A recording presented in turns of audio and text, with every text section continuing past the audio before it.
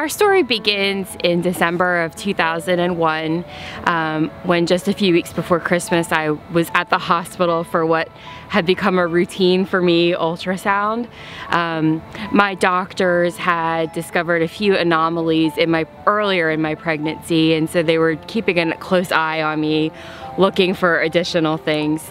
So the ultrasound technician was scanning and scanning and scanning, and it seemed like it was taking a very long time for her to complete this test. And after probably 30 or 40 minutes, she stopped and looked at me and said, "I'll be right back," and left the room.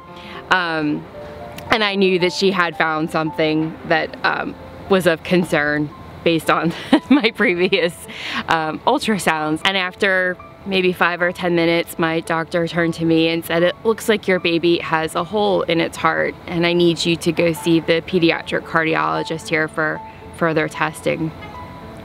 Your head is just spinning when you get that kind of information. You're not expecting to hear anything like that, and even a layperson understands that a heart condition is a serious thing.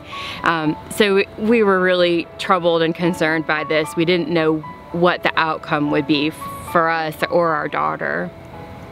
I was able to meet with the pediatric cardiologist a few days after that ultrasound, and she did a more in-depth test called a fetal echocardiogram, which is an ultrasound of the baby's heart. And it was that doctor who really painted the picture of hope for us. She diagnosed Natalie with a heart defect called tetralogy of Fallot and explained what that was, and also explained that it was really treatable. We were lucky to have a defect that was so repairable and had such a high success rate.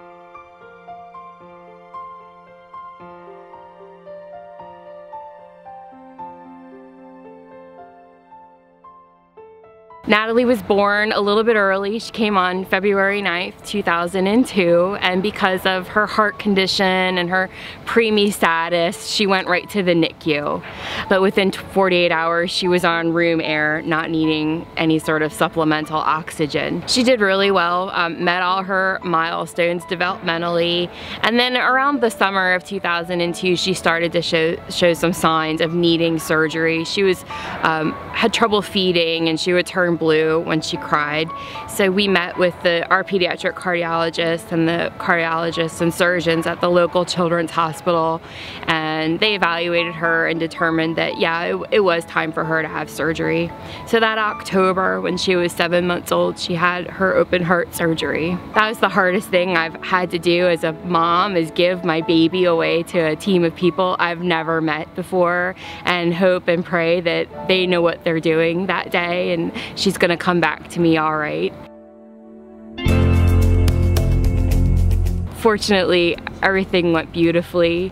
Natalie today is a 13-year-old, loving, cheerful, happy girl, and we couldn't be more blessed to have her in our lives.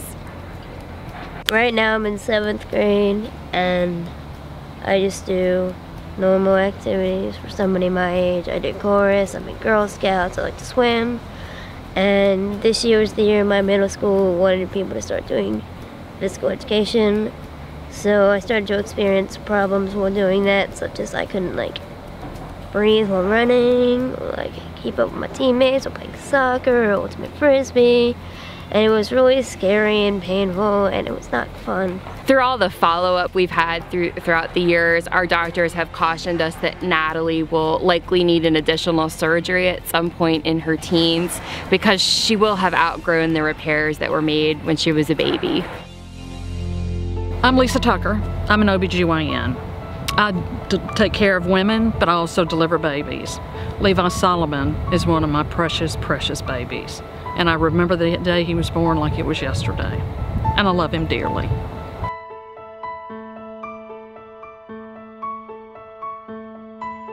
And I can tell you that 30 years ago, we would lose children to heart disease. 40 years ago, Levi wouldn't even be here.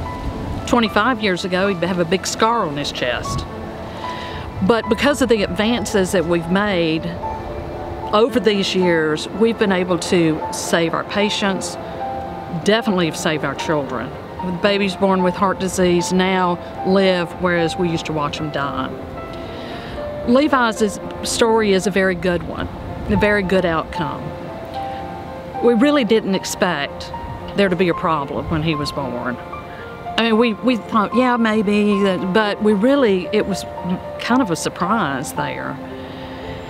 And to know that here is a parent who is going to have another child, leave the state, and go to have medical care done, I don't think I could have done it. His mom is probably one of the strongest women I know. But we were able to send Levi to Birmingham. And I remember coming in the next day thinking that they would have done surgery on him, thinking that he was going to have this humongous scar on his chest. And she said, nope, they just put a balloon up there. He's fine. He'll be up there a couple of weeks. He'll be home. It blew me away. Absolutely blew me away. I still go out, work with my dad and brother, just play. Like when I was young, they didn't really want me to play football and all, but that didn't really faze me. I still got out in the yard and played like nothing was wrong with me and all.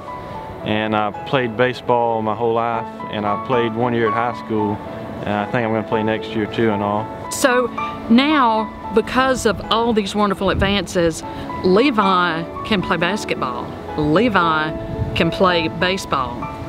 He doesn't play football, and that's a good thing. But he is leading a normal life, and he obviously is no worse the wear. I'd like to thank the donors of the American Heart Association and everyone, and I'd like for you to open your heart. I'd like to thank you all from the bottom of my heart for supporting the American Heart Association. Will you please open your heart?